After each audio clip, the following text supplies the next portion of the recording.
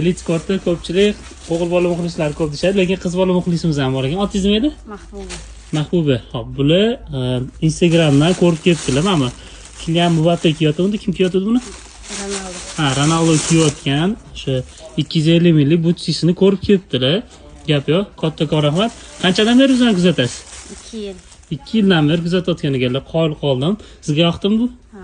Undan keyin mana sarakanoshkani ham kiyib ko'rdilar. Bu nima bo'ldi? Yoqdimi, yoqmadimi?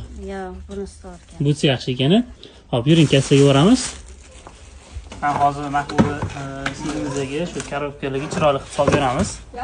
Hozir mana bunaqa paketi yoki solishga mana paketlarni olib tashlab, birinchi kampirga boramiz. Sizdan 250 ming so'm bo'ldi, singlim. To'ppa-to'g'ri. Elite Sport sizga yoqdimi? Qanaqa ekan?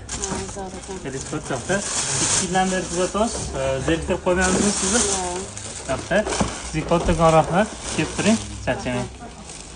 Sog' bo'ling.